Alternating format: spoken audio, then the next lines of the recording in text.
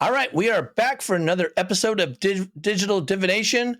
Ron, I think we should just jump right into this. You know, we had talked last time about starting Horizons of the Vast, Book 1, and man, there's a lot of cool stuff that we learned even in the first episode. Wait a minute. What episode is this, John? What? Well, you said that it didn't matter anymore, so I just kind of lost track of it. I don't want to assume that that everybody thinks like I do, but some people, the number might matter. John, I feel like to you the number matters. What episode are we, John? This is episode 50. 50. Episode 50. Yes, 50. you told me. That's a milestone in podcasting, right? 50 episodes. Well, I thought so, but you said we're just going to breeze by it and go right to 100. So, okay. I wanted to get going on that. Oh. It's not going to stop us from hitting 100. We're going to hit 100 anyway, but let's take a minute and celebrate some milestone. How far we've come to get to 50. You know, it's funny you mentioned that. I was kind of thinking back, okay, when did we start this?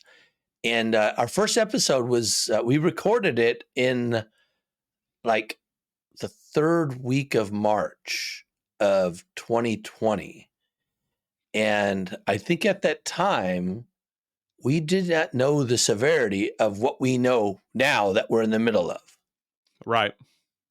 And so that we don't, it doesn't even come up, I don't think. I went back and I went back and listened to the first episode. Mm-hmm. And it's funny, I'm hearing us talking, and the first thing I notice is, man, my editing has gotten so much better. Because I did not know how to normalize our tracks very well. So I'm really loud, and you're a pretty loud guy, but you're quieter. And then the music is so it's like, oh man, I say, should I go back and edit? No, that's a learning experience. That's a learning experience. This is the same. I do not make a habit of reaching over on my shelves here and pulling out some of the very, very early stuff I've written because I know I will be so embarrassed by it. Yeah, it's like, and we thought it was pretty good. And it's funny, the way that we talked about how the show would be, how we described it, it's exactly how we've done it for 2 years too. Just being us. Yeah, we're just going to riff on stuff. Yep. So I thought that turned out pretty well. But I was really disappointed about one thing, though. What's that? How the episode ended. How did we end? I haven't listened to it in so long. I said goodnight, Ron, and you said goodnight, John, and that was it. Just the end. The end. And I'm thinking, wait a second. We have this signature thing that we started doing. Oh, it turns out we started doing that in episode 2. Oh my goodness.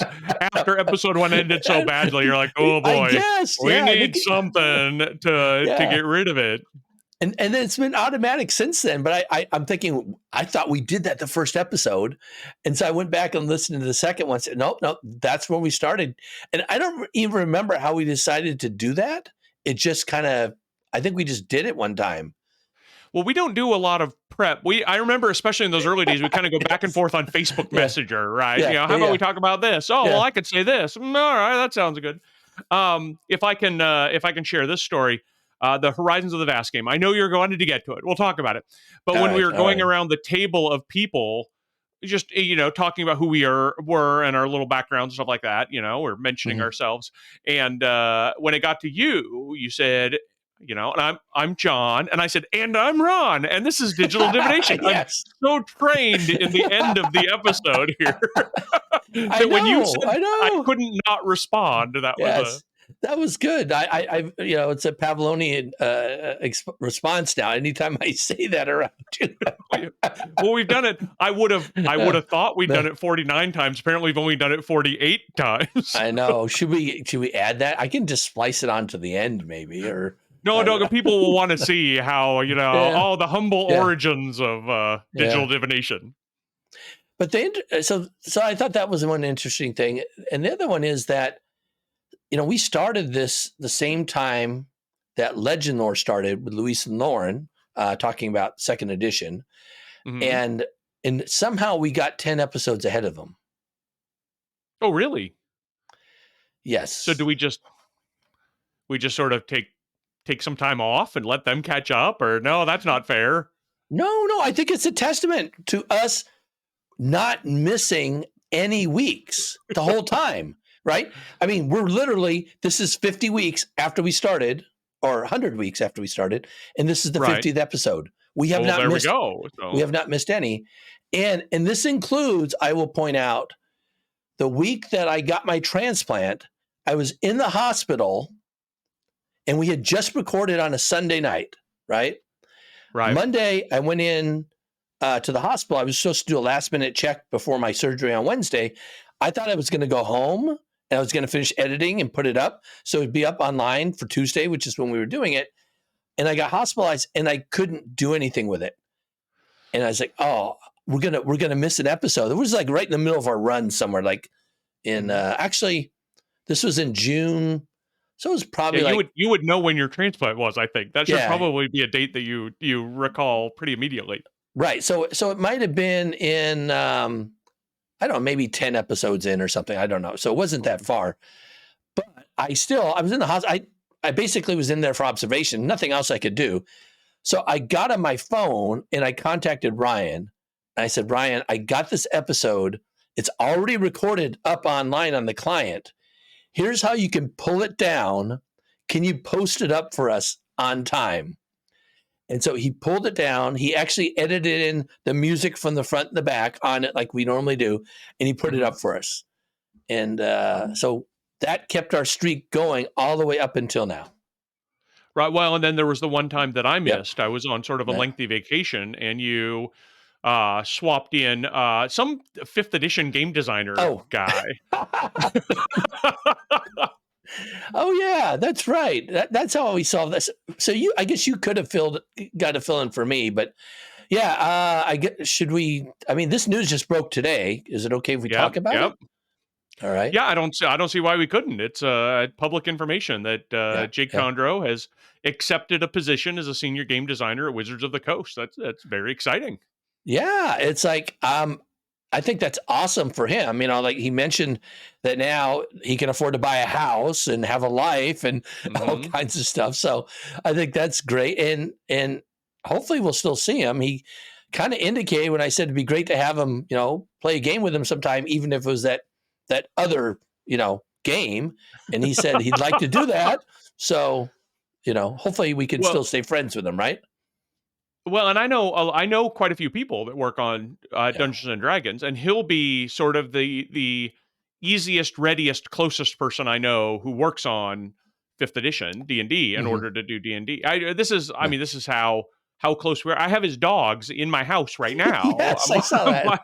I'm watching his dogs. Yeah. We had done a pretty good job of keeping them away from the guinea pigs. Not good enough. No, all the guinea pigs are both okay. But not for lack of trying on behalf of his dogs. Yeah.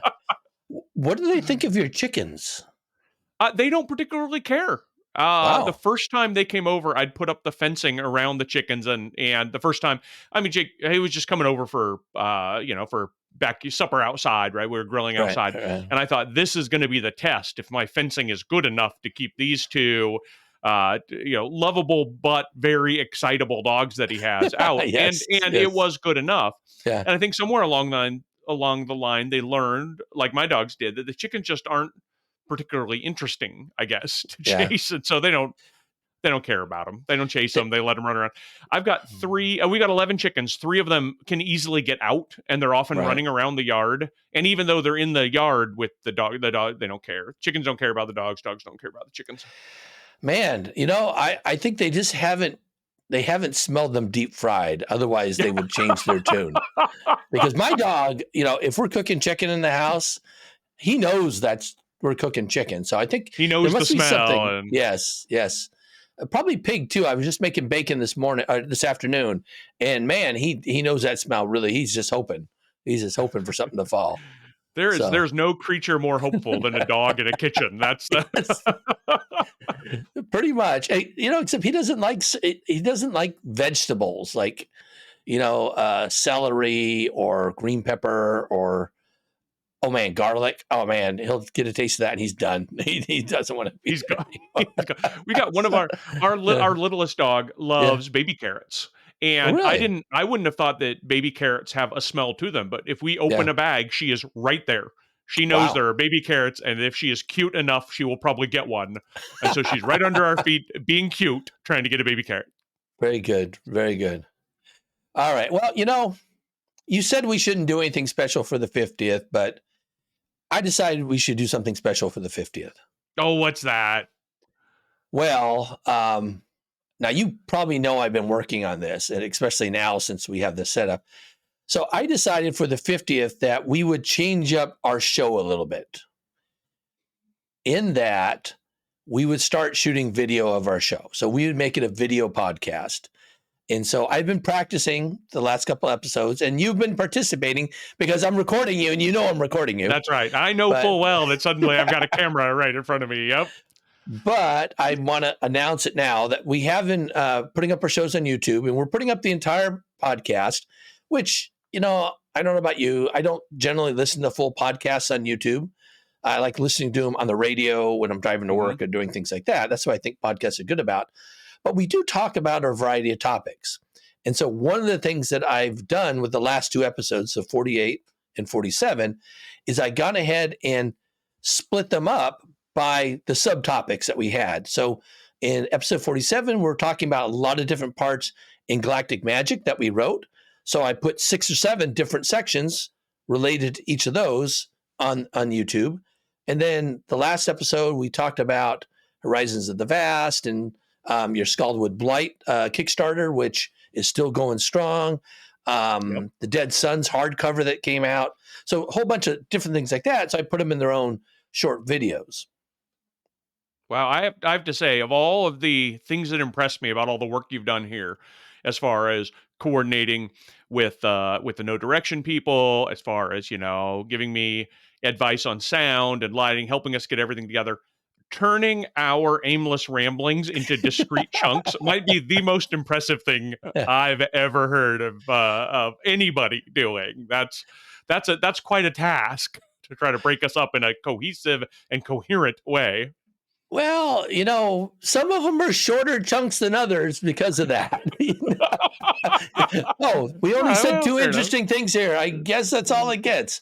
But it seemed pretty natural, to break it up by those topics.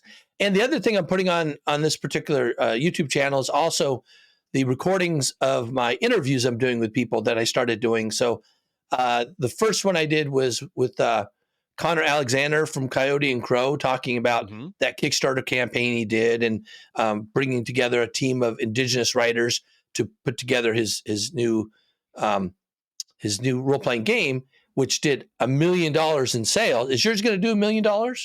Oh, goodness, no. Goodness, Okay. no. I don't, never say never. Yeah. I still got more than a week left to do it. Yes, It could yes, get it, yes. but seems unlikely. Yeah. But I was part of that $1 million. I was really excited to see Coyote and Crow, and so I backed that, and I'm really excited about it. Just got a notification about fulfillment is happening. Oh, that makes me very excited. Excellent. So I put that up, and I wasn't sure about taking pieces out of that, him answering specific questions or not. I think it sounds pretty good. It's in entirety. So anyway, I put up this channel. Originally, I put it under Digital Divination because that's kind of what we were talking about. I decided that we were going to talk about stuff other than just digitally stuff.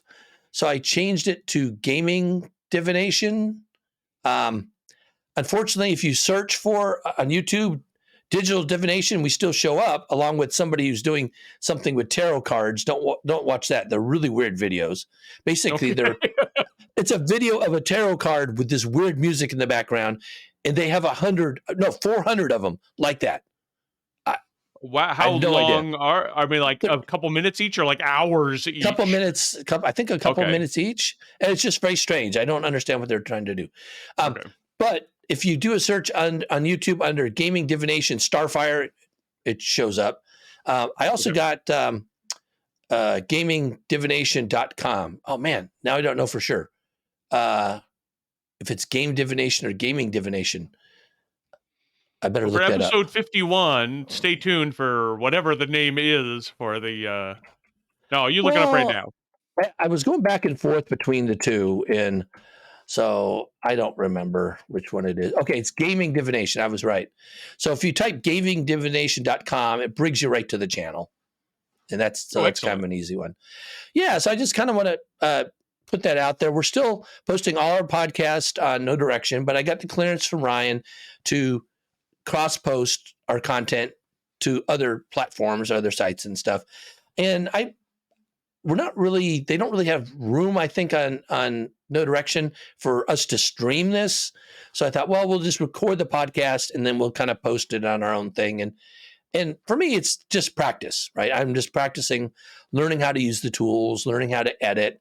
So it's more of a fun exercise, but I think it gives our listeners a chance to see if they can't stay for the whole show, take on a couple different snippets that maybe they're interested in, but also they can put comments down too. And for us, it's easier to parse them that way to see if they're interested in something in particular, or if they have a question about something. Those will show up really readily on YouTube versus in Discord under the feedback and comments. That's just a massive scroll that goes on and on and on. And it's really hard to locate anything specific that's made about our show. Right. So, well, I think I'm excited to see what it is that resonates with people. yeah. I feel like we've gone through 50 episodes of just sort of being us and chatting, and that people seem to not want us to shut up. I guess that's very positive. Yeah. But if we've Yeah. got specific things that we talk about that we can see people view a lot more, they want to hear more about our insights regarding game design. They love it when instead maybe they love it when we talk about some of these old out of print sort of very old games we've played and things like that. People want to hear more about that. They like it when we talk about classes specifically for Starfinder. Maybe we should talk more about those. It's a good way for us to get what people want to hear more in front of them. So yeah, and I was actually thinking down the road, we have some interesting and unique experiences and abilities that we could take advantage of some of those and do some standalone videos too to answer questions. I was thinking, a 5 or 6 minute video to answer a question about, what particular races are good for particular classes, or how do you make a character in 10 minutes, or, things like that, where people might be searching for a quick question that maybe they can't find a ready answer somewhere else, and they could look at a short video that we've made up. So that's kind of what I'm thinking long term for us to work on that, if you're interested. Oh, well, yeah. And I think that one of the things that I'd be happy to do to have those sort of discussions is a more Pathfinder focused, because this is a Starfinder show. So even though I sort of can't shut up about Pathfinder, really, I feel a little bit guilty because people are tuning in here to listen to Starfinder. But if I've got a place where I can actually sort of, here's a quick lore dump about the main meta regions from a very high level. There you go. You've got that lore dump. Or here's how to build a champion in 6 steps and things like that. I think could be, I'd probably leave that to you since you play a champion in the Well, I've only got so far. I don't know, but I'd love that champion, by the way. So, but yeah, that's one reason why I thought going to Gaming Divination rather than leaving it digital or a more Starfinder kind of oriented name. But who knows? It's really easy to change the name. So, and right now there's a divination game that shows up a lot if you just do a basic search. So, we gotta put a lot more content out there. So Gaming Divination shows up. Oh, and that knocks us up higher when people get more of our views. Yeah, I don't know. Now I'm super curious about the other one with the tarot cards. You've warned me against it, but I can't help but be at least a little bit curious. Well, you know what? My wife I didn't even know about it until I told my wife the name. She looked it up and said, "Oh, there's a digital divination here. Oh, it's all tarot cards and stuff. That's really weird." And she started looking at a couple, and literally most of them had no views, except like the first one, they had 13. So everybody said, "Oh, what is this?" Looked at the first one, and then, "Oh, this is crazy," and then kind of. Yeah, not very interesting. But there's also the Harrow deck, which is the equivalent in world in Pathfinder. So maybe there's something to be said for that as well. I don't know. Maybe we can. There's all kinds of stuff that we could talk about if we're doing focused video, little chunks of things. I think there's sort of a lot of great information that. I don't know if you've ever done the same, but I'll do a lot of where, gosh, I really want some information about this. I'm sure somebody's done a tutorial or information about X, and I will jump on YouTube or whatever, search for it, and then, here's a 35-minute video. But I don't know 35 minutes. I want something that I'm looking for something that's, somewhere between 5 and 10. That's about my attention span to learn everything I want to know. Yes. The one of the things I was doing recently with that is trying to figure out how to set up Foundry, which we talked a little bit about, for Starfinder. Right. There's a whole bunch of Foundry for Pathfinder 2nd Edition, and it's awesome for that.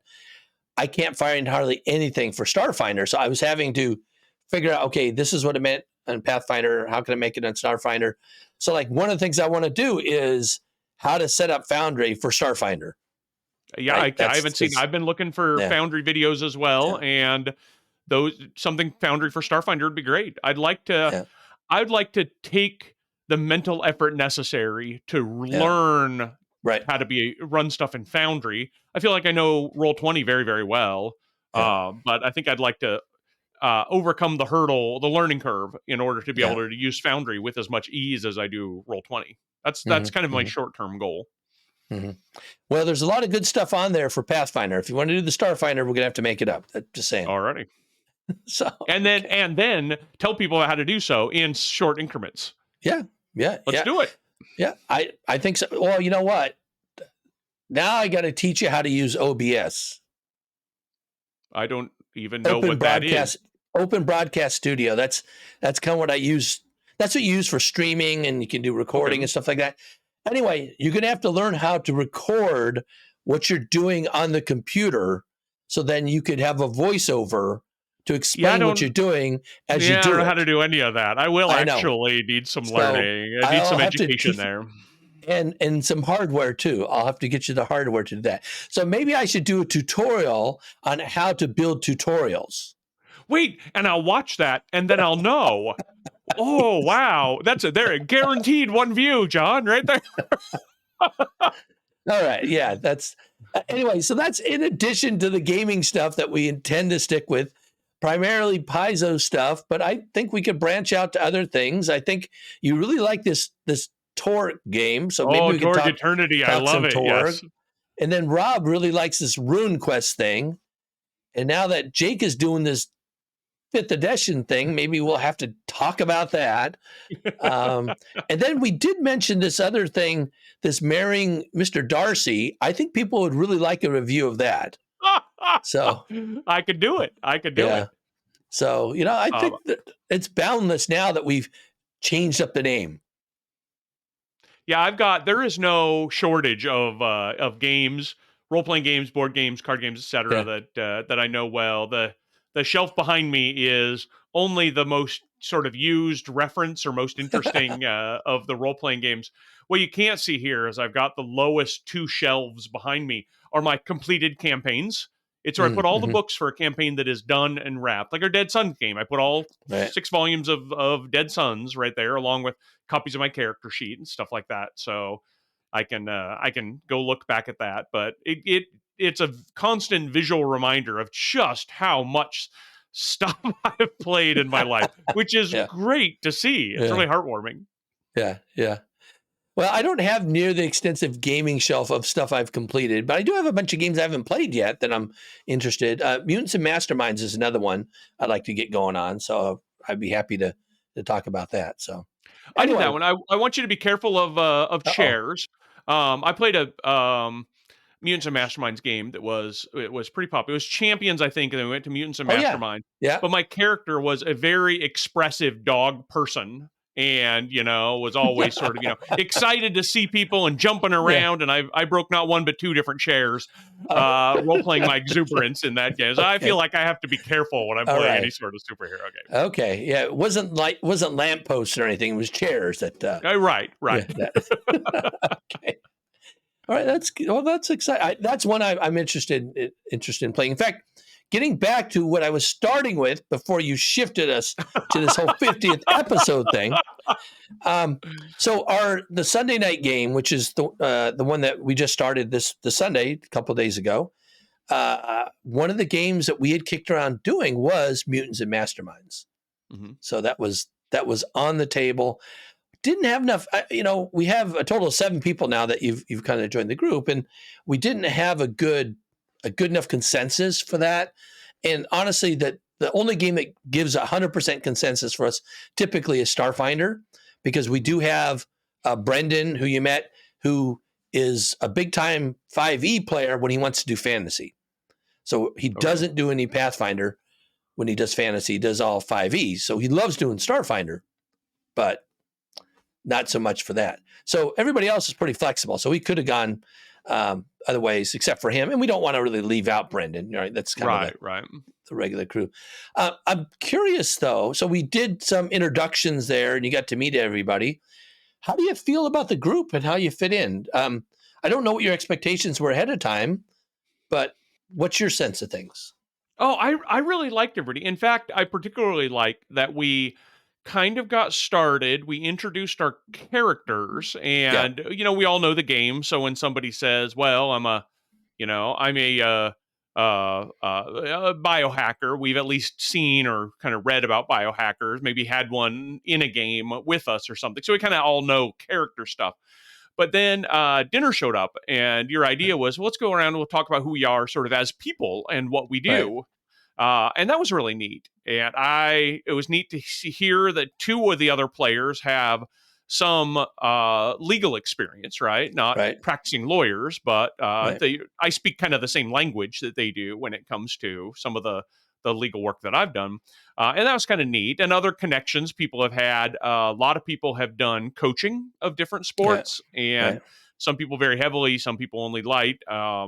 It's being able to identify commonalities that we had between us as we were talking with each other was a really neat way to build connections with a group of people. I mean, I'm good at meeting people. I feel like I meet people a lot. Yes. I feel like I haven't done enough of it during the pandemic, but one of the things that's a real joy about getting to know people is, you lived in Chicago, what part of Chicago? I was from there. I had a cousin that lived in that area. I mean, that kind of thing was really neat to be able to connect with people. I really liked the group. And I feel like they were also really welcoming of me. I know that a lot of them have played together quite a bit, and sometimes that can make it a little hard to welcome somebody else in. They've all been very welcoming, and I really appreciate that. Yeah, that's actually the thing I wasn't sure about, because we have not added an outside. Well, we added one outsider to the full group that blew up spectacularly. Oh my goodness. Yes. And it was really didn't turn out well.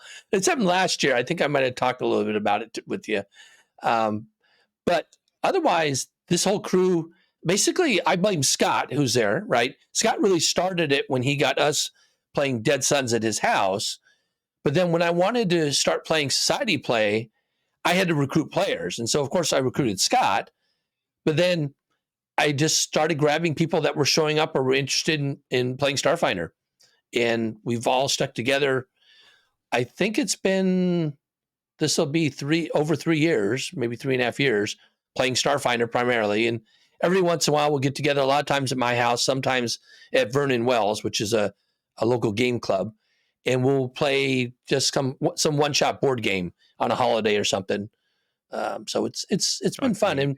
And they've been up to Camino Island for barbecue and everything, of course. And Aaron and Rob, actually, they oftentimes will come up for their anniversary. I'll let them have the place. I've done that for a couple, 3 years now, and things like that. So that's neat. Yeah, so it's just kind of it feels, for me, it's a nice, tight friend group. And even when we're not playing games, sometimes we'll watch movies or just hang out, help each other out with stuff.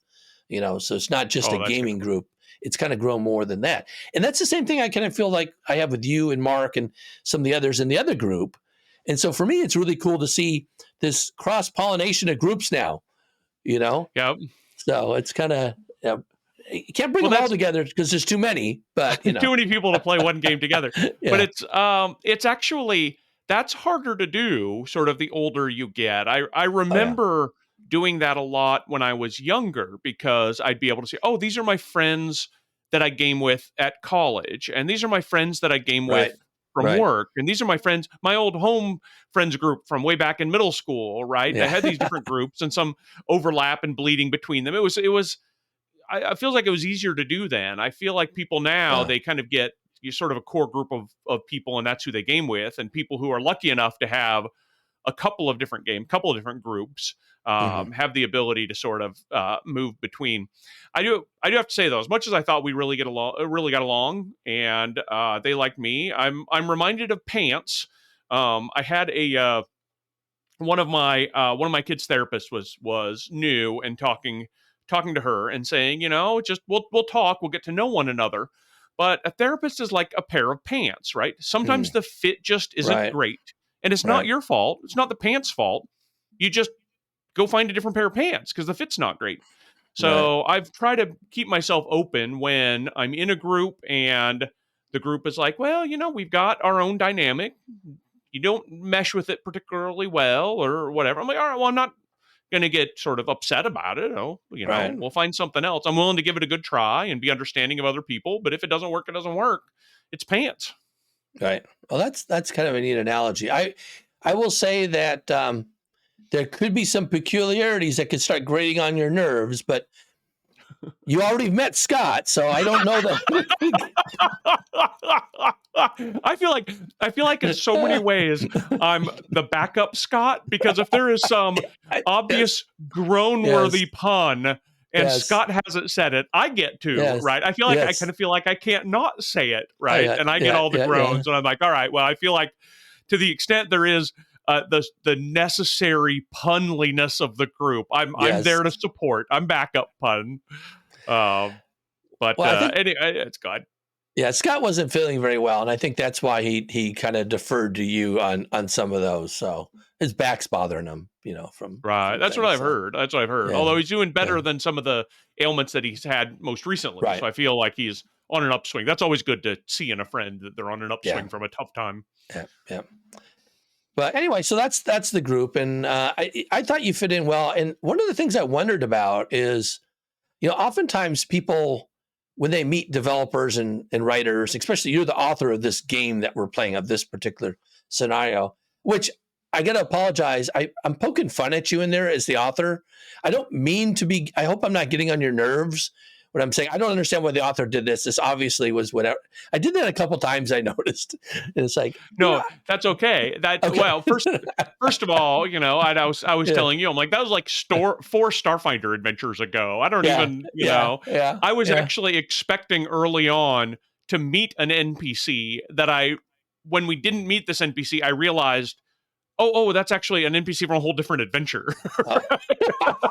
Kind of in a similar circumstance, right? You're like, oh no, of course you don't meet that person. That's somebody else from some different adventure. But no, that's not that kind of thing. Lets me know. So I'm not only am I not particularly good about remembering exactly what's in there, I'm also eager to sort of help out. Here's what I might have meant, or I don't know what I might. What do you think, right? Because none of the. That's a really weird thing about being an RPG author, is that I'm never speaking to players in what I write.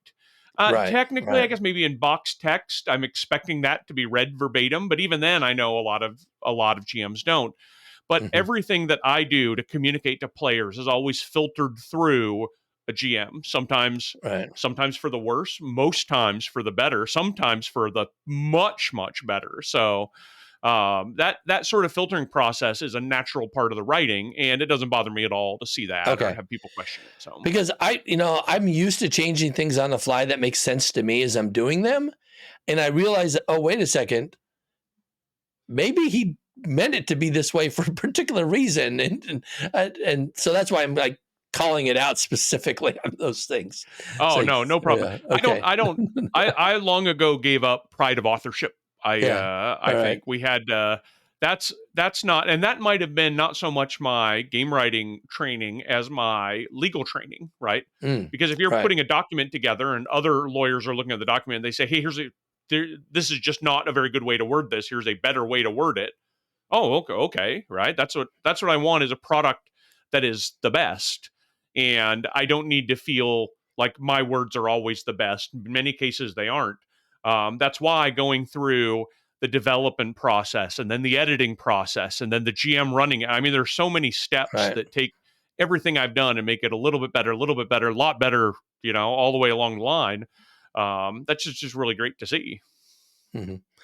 Well, anyway, that just occurred to me. I was going to say something about that. But the other thing I was going to mention is I had a little concern, or I didn't know actually, mostly, how the others who haven't met you would interact with you because you're the author of this particular piece.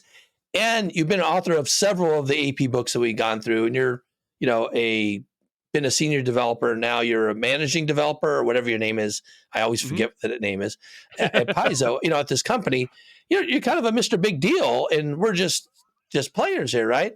Um, Nobody seemed to be gun shy about it. Nobody's overly fanboying about it.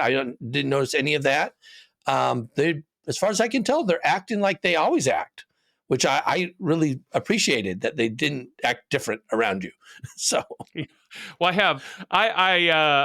I to the extent I ever maybe expected celebrity treatment, that was pretty well pushed out in very early, before I'd even joined Paizo working there. I was an author, and primarily an author initially in the Pathfinder Society games. right. And so after I'd written a few of those, I went to a PaizoCon, sort of where they were even premiering one of them that I'd written. So I felt real good about that, and felt frankly a little more full of myself than I should have been. Yeah. And the con hadn't even started yet. I was there with my friend Rhett. I was attending, and somebody was like, "Oh, hey, are you Ron Lundeen?" And I'm not only ready to like be, of course I am the Ron Lundeen. I'm already, reaching in my pocket for a Sharpie because I've been asked to sign some stuff before, and I think maybe this Right. is guys. So I'm like, yes, I'm Ron Lundeen, and he says, yeah, I'm from New York, and I know a couple guys want to beat the expletive out of you. I'm like, Okay. what? Yeah, I wrote an adventure that was really hard, and Uh-huh. their character suffered for it. And a couple of them were like, that's it, I'm just done playing Pathfinder. And they'd quit Wow. Pathfinder for like 10 months because I'd written an adventure that was really hard.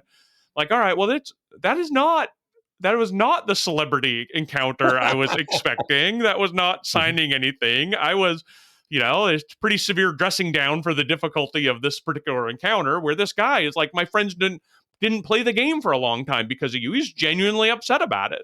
And I, Right. wanted Right. to hear that, but that drove away any sense that I might, be put up on a pedestal by anybody. That's not my place. Well, they didn't even try, so I hope you weren't disappointed about that either, Nope. though. But No, the whole point is I want to be sort of I in know. among a group of gamers Right. again. That's great. Right. Right. Yeah, I remember. You'd mentioned that your wife Stephanie wanted you to get out of the house and find other people to play with. Was there something driving that? I don't know. I haven't asked her that. Well, I think we've had a real ebb in the pandemic, which has been great to see. Yeah. And yeah, it is some more social interaction. And here's why Stephanie started thinking about that. I don't particularly like working from home. I feel it's very isolating. And so as Hmm. soon as I was able to go back into the office and work at Paizo, I did so. Those of us who opted into working there were able to go back into the office. I might have even mentioned it on the show, Hmm. but there weren't very many people who did. And it almost makes the place even sadder, I guess, to work. And I was talking to my friend James at one point, and I said, I really don't feel like I'm working back in the office. I feel like I'm working from home, but in a different spot, right? Hmm. It's still very isolating. I didn't have the creative camaraderie with the large groups that we used to do. All the meetings were still done on Zoom, which is even Hmm. harder to take from my desk in a cubicle than it was at home. And so I eventually just said, you know what, I'm just going to transition back to home. And I think that Stephanie realized that was even the less in social interaction I was getting in a mostly depopulated office was worth something to me. I needed something else. And so, I mean, bless her, instead of saying, just get out, right? She was get out and game with people. So I found two different in-person groups. And I'm pleased that both of the in-person groups are very serious about being vaccinated, and they're taking precautions very seriously. That's important to me, because the last thing I want to do is be spreading it to each other, right? I don't want to be a patient zero for anybody. And so it's nice that I'm able to keep the general overall precautions, and know that other people are too, and still get back to the in-person gaming. The another group that I joined here in town, I've run into a little problem, sort of the opposite of the celebrity problem, where the GM was like, well, I wanted to run Age of Ashes, but you wrote some of that. And I thought about running this other thing, but you wrote some of that. And so he doesn't want to run something that I've written. We don't know each other nearly as well as you and I know each other. So I can understand that, but that's made it hard for him to find anything Pathfinder. I've touched a lot more Pathfinder 2nd edition than I realize. Well, yeah, and all the fun stuff too, right? If he's like the one you have with Stephanie, I'm thinking that sounds like a really fun one to do. And if he's excluding stuff you've worked on, I don't know. Well, I don't know. I'm really excited about that. And I will say that I really want to get Foundry up and going. And one of the things I would like to be able to run on Foundry would be the Broken Tusk Moon and the Quest for the Frozen Flame, and try to get a group for that together. That would be kind of neat. To his credit, though, I want to finish the story that this GM, instead, the first time we got together, we met once to make characters, once to play.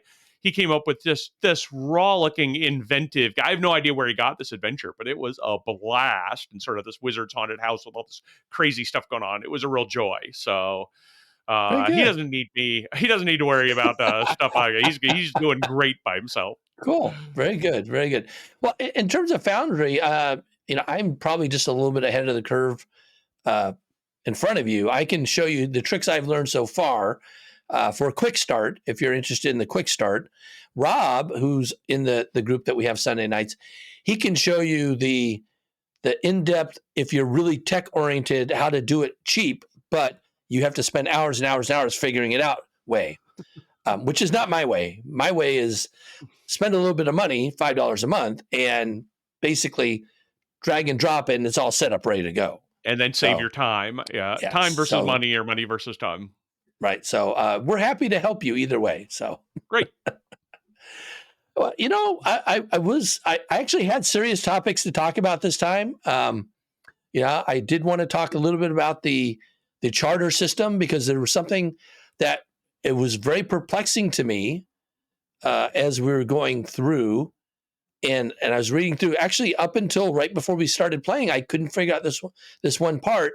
And it wasn't until we had kind of concluded our playing for the day, and we were talking about the next time, that I finally figured out how that part worked, the charter turns, the timing for that.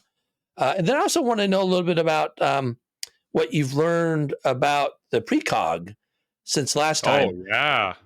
But unfortunately, I think we're out of time. Well, it's not like we're not going to do another 50 of these over the course of the next 100 weeks. So I think those are gonna have to wait for next time. How often do we do that? How often do we tell people, here's what you'll get next time? I don't think we ever do. So this is a special treat for 50. Special cliffhanger. Well, this is something you do that we've really been doing really well in the actual play. Like, everybody's leaving the cliffhangers, and you've been doing it a lot lately, just saying. So I thought I would practice that here myself. Good idea. Wow. I'm John. And I'm Ron, and this is Digital Divination.